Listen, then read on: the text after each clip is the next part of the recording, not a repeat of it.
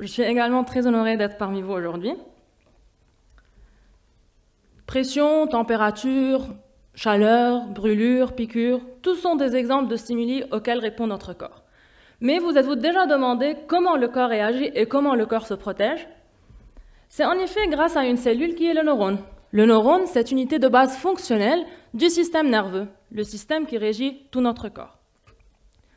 Plus spécifiquement, c'est le neurone sensoriel qui va lui détecter tous ces stimuli.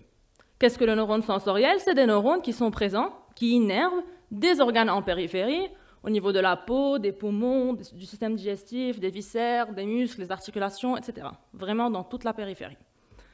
Le neurone sensoriel, comme son nom l'indique, il va être responsable de détecter des informations sensorielles, le toucher par exemple.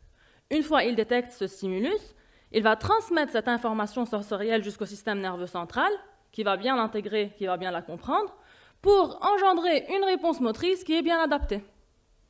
Prenons un exemple. Quand vous mettez et vous posez votre main par inadvertance sur une plaque chauffante, il n'y a que quelques fractions de secondes que vous la retirez.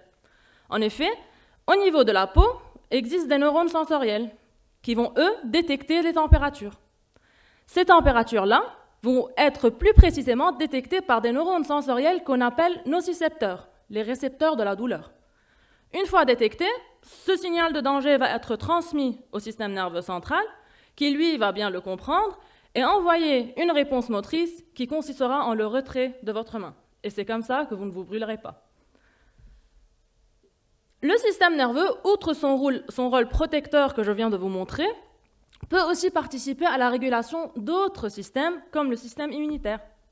Le système immunitaire, je vous le présente, c'est le système de défense de notre organisme. C'est l'ensemble des cellules et des mécanismes qui permettent à notre corps de se défendre, de lutter contre toute intrusion, contre un agent étranger. Parmi les cellules immunitaires, on a le mastocyte. Le mastocyte, comme on peut voir là en rouge, c'est une cellule qui est bourrée de substances inflammatoires qui sont enfermées dans de petites poches au sein de cette cellule qu'on appelle granules. Lorsque le mastocyte va être activé, il va cracher le contenu de ces granules-là, ce qui va entraîner une inflammation. Le mastocyte, lui, il se trouve également en périphérie et par exemple au niveau de la peau. Ce qui est intéressant, c'est qu'il est en contact étroit avec les neurones sensoriels qu'on voit maintenant en cyan, qu'on a présenté tout à l'heure. Cette disposition particulière permet aux deux types cellulaires de capter des signaux l'un de l'autre, et ce qui permet une éventuelle communication entre les mastocytes et les nocicepteurs. Mon projet de thèse a pu dévoiler une communication bidirectionnelle entre les mastocytes et les nocicepteurs dans le cadre de l'eczéma ou la dermatite atopique.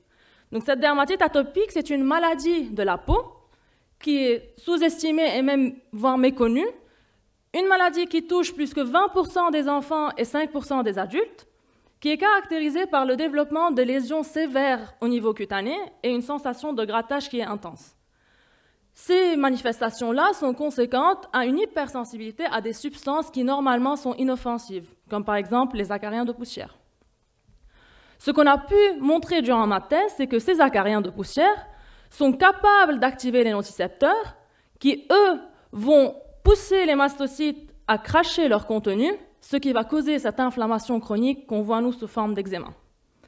Pourquoi cette découverte est-elle intéressante? Parce que ça peut constituer une nouvelle cible thérapeutique pour l'eczéma, et nous sommes d'ores et déjà en train d'essayer de développer un outil pour bloquer la communication entre le mastocyte et le neurone afin de traiter ou de prévenir la dermatite atopique, et également en train d'explorer d'autres pistes, d'autres facteurs qui pourraient engendrer cette maladie, par exemple le stress.